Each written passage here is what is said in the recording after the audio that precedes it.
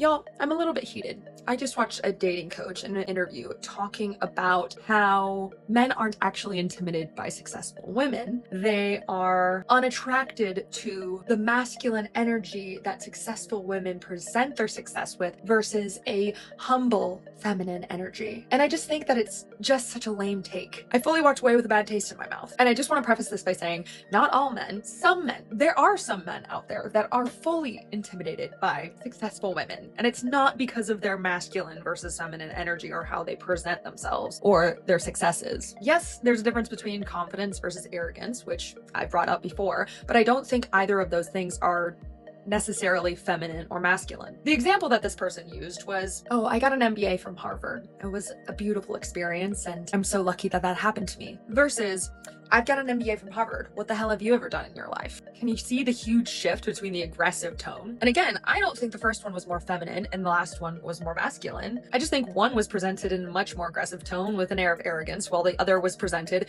in a humble way. And look, I'm a content creator as well. I understand that presenting controversial takes gets you more views, but this take just gave me the ick. And if that's what they were trying to do, then congratulations. I honestly think that this take is just taking away from women's success and giving some men too much credit, saying that they wouldn't be intimidated if the woman just presented her success in more feminine, warm, calming demeanor. Yuck. So you know me, I'm an anthropologist and researcher at heart, and data is king. So I decided to do a little deep dive to see what sort of statistics I could find on this exact scenario. So I wrote up what I found, and I'm going to present them to you now. There is real research on this, and just being more feminine about it is doing a lot of work to let men off the hook, while also implying a woman's tone is the reason for another person's insecurity. Here are some of those solid findings. Is the Theismann, Iyengar, Kamenka, Simonson speed dating study from Columbia Stanford economists published in the Quarterly Journal of Economics. I know how some of you love your citations. Across hundreds of speed dates, they found men were significantly less likely to want a second date with a woman once her self-rated ambition or intelligence exceeded his own. Not just high ambition in general, but ambition relative to him. That's a pretty direct empirical version of intimidated by successful women. And it had nothing to do with how that last dating coach talked about it. A 2020 study by Alexandra Fisher, University of Victoria, had 244 men rate women's dating profiles. Moderately attractive women in high status jobs, accountants, lawyers, were rated less desirable than the same women in lower status jobs. But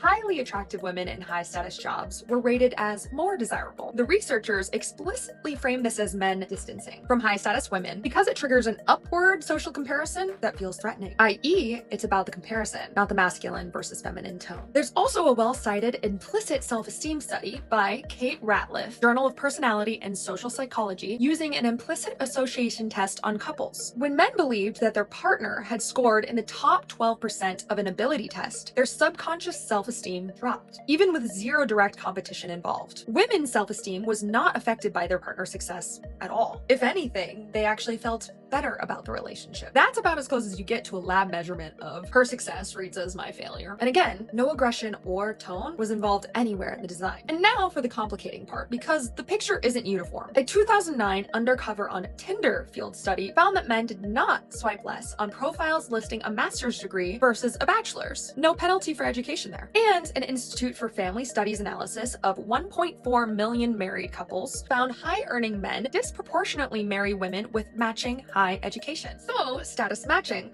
not status avoidance, showing up in a lot of marriages. The IFS piece suggests that it's lower status, lower income men with fewer romantic options, more insecurity about their own standing, where you see more threat-driven avoidance, while high status men actively seek out accomplished partners. So, the honest synthesis? Intimidation by successful women is a real, measurable phenomenon. But in these independent studies, you have to take into account relative status and social comparison. Is she more successful than him? Does it happen in a context that feels competitive? And it appears to vary a lot depending on that man's confidence and status levels. None of the strongest studies isolate tone or masculine versus feminine delivery as a variable. The effect shows up even in profile data and lab conditions with zero interpersonal tone involved at all. So respectfully, my instinct was right on the science. That coach's framing collapses a real, well-documented status comparison effect into a watch your tone sis narrative that none of the data actually shows. So in conclusion, some men still can be intimidated by strong, successful women, especially when they feel insecure about themselves, and others seek it out. The moral of the story: be humble, be kind, don't be arrogant when you're sharing your successes. But if a man rejects you based on your successes, or if you're that man feeling intimidated by a woman being more successful than you should probably move on and do some reflection as to why that might bother you so much. Anyway, rant over. I'm sure I share a bunch of opinions that don't always land either, but I wanted to get clear on some of the data here and say that it's not about the feminine energy that you're projecting or the masculine energy that you're exuding. Be who you are, and you'll find someone that absolutely adores whatever energy you're emitting on a daily basis and whatever bag you're bringing home, baby girl.